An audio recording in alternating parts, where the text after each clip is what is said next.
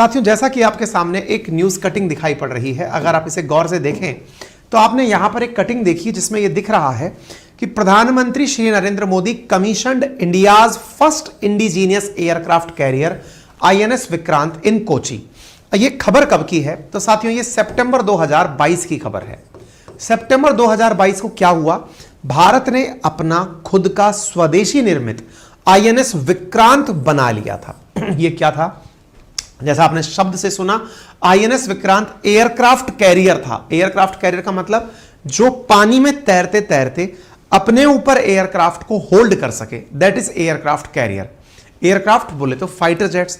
समुद्र की इतनी बड़ी सीमा, 7,500 किलोमीटर से अधिक समुद्री सीमा हमारे पास है। ऐसी स्थिति में उस समुद्री सीमा की निगरानी के लिए एयरक्राफ्ट कैरियर से उड़ करके, यानी एक तरह से समुद्र के अंदर तैरता हुआ एयरपोर्ट भारत ने INS विक्रांत बना लिया था।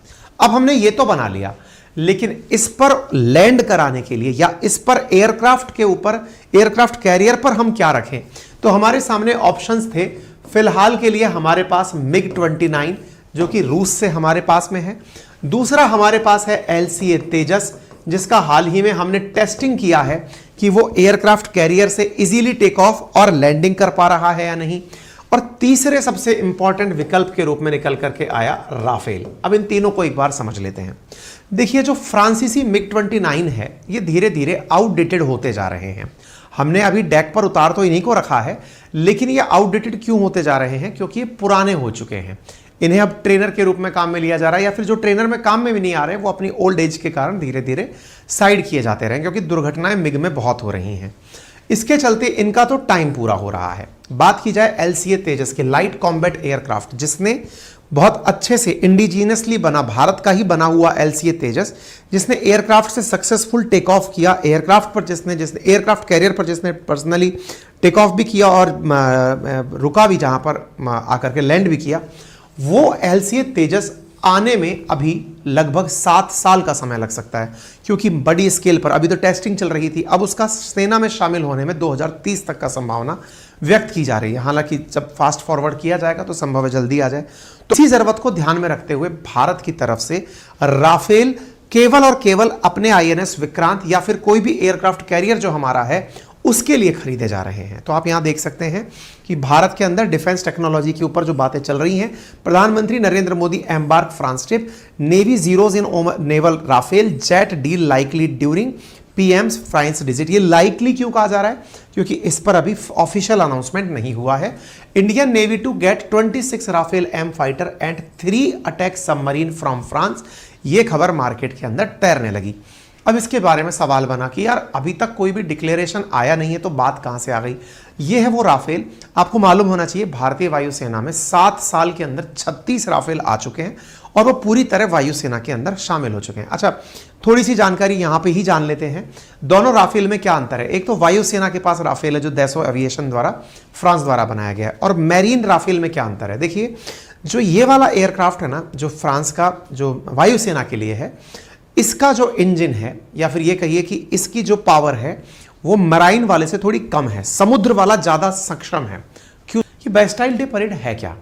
देखिए, जिस प्रकार से भारत के अंदर गणतंत्र दिवस, स्वतंत्रता दिवस काफी प्रमुख मायने रखने वाले दिवस हैं, ऐसे फ्रांसीसी क्रांति के अंदर बैस्टाइल डे की क्रांति बहुत महत्वपूर्ण या मायने रखती है। हुआ क्या था?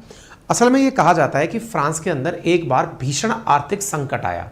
1789 के अंदर फ्रांस के अंदर एक भीषण आर्थिक संकट आया।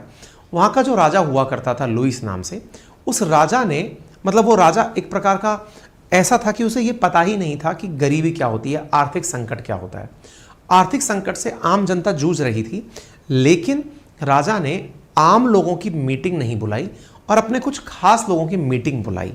कुछ खास लोगों की मीटिंग बुलाई कि इस आर्थिक संकट से कैसे गुजरा जाए या निपटा जाए।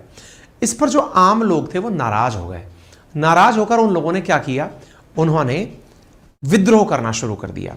किस चीज का विद्रोह करना शुरू कर दिया? राजा का। आपको यहां पर लोगों ने क्या किया कि विद्रोह किया, तो राजा ने तंग होकर के विद्रोहियों को जेल में डाल दिया कि तुम आम लोग हो, आम लोग बैठक में क्या करेंगे। ये बिल्कुल वैसे ही था जैसे किसी देश के अंदर चुनाव में भाग लेना है ना, चुनाव के अंदर भागीदारी से रोकना, ऐसे ही कुछ ऐसा हाल यहां पर था।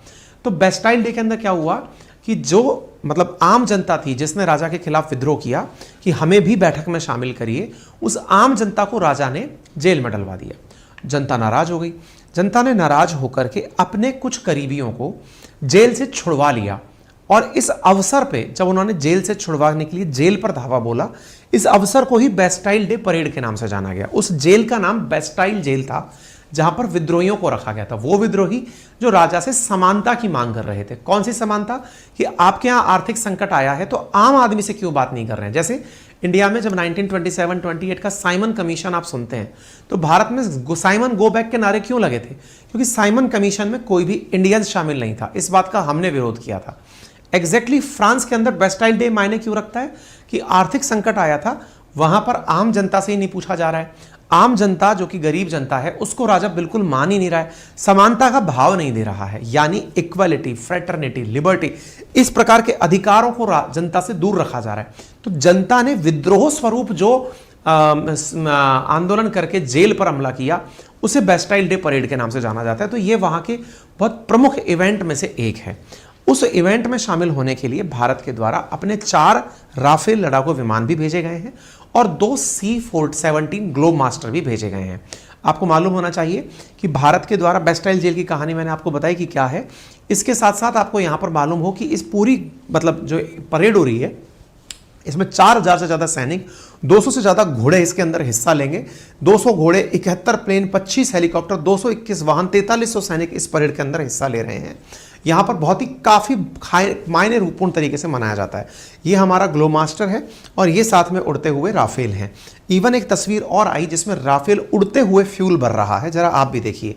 ये ग्लो मास्टर है, ये राफेल है, और ये राफेल गया और इस पंप के अंदर ये एंट्री किया और यहाँ पर उड़ते उड़ते इसने तेल भरा है। तो ये भी अपने आप में काफ़ी गूज़बम्स देने वाली चीज़ है। ये सब लोग मिलकर कहाँ गए हैं? ये सब इसी बेस्टाइल डे परेड में पहुंचे हैं। ठीक है, क्या भारत ये राफेल की बात अभी अभी शुरू किया है? नहीं, भारत की कई समय से बातचीत चल रही है कि इस बारे में कैसे काम किया जाए। लगभग 45,000 करोड़ की यह डील हो सकती है। अब इस बारे में अचानक सुर्खी कैसे आई? तो देखिए, भारत में जो फ्रांस का दूतावास है, जो फ्रेंच एम्बेसी है, उसका एक वीडियो बाहर आया। देखिए, ये आप देख सकते हैं D5 करके, मोदी इन पेरिस। यहाँ पर अब आप इसको देखें तो यहाँ पर अगर आपने नोटिस किया हो, मैं दिखाऊं इसको, देखिए ये फ्रांसीसी एम्बेसी ने एक वीडियो साझा किया। इस पर देखो, आपको यहाँ राफेल दिखाई पड़ रहा है। ये देखो, इस तस्वीर में राफेल दिखाई पड़ रहा है। यानी भारत के अंदर जो फ्रांसीसी एम्बेसी है ना, वो मोदी जी की जो तैयारी कर रही है कि मोदी जी फ्रांस आएंगे तो उनको क्या क्या कहना है, तो उन्होंने प्रॉपर पेपर जो तैयार किया उसमें राफेल भी इनके एजेंडा में शामिल है कि मोदी जी जब फ्रांस होंगे तो वहां पर उनसे राफेल के संबंध में बात की जानी है। तब से यह बात सुर्खी पकड़ना शुरू हो गई कि राफेल भारत के लिए वहां पर डिस्कस किया जाएगा। ठीक है ना?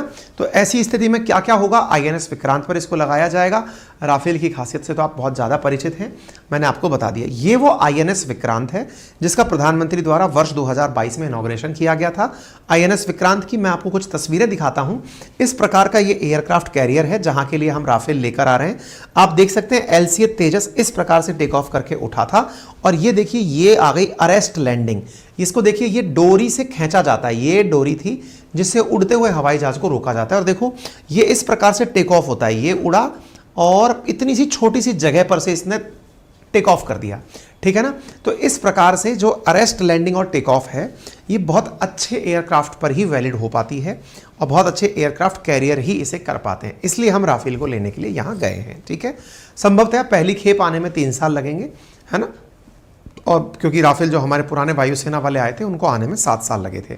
हमारे स्वदेशी 2030 तक बनकर तैयार हो जाएंगे। तो उम्मीद है आप सभी साथियों को बेहतरीन जानकारी मिली होगी और आपको ये जानकारी अच्छे से समझ में भी आ गई होगी जो हमने बताई है। साथ साथ पनडुब्बियों की बातें चल रही हैं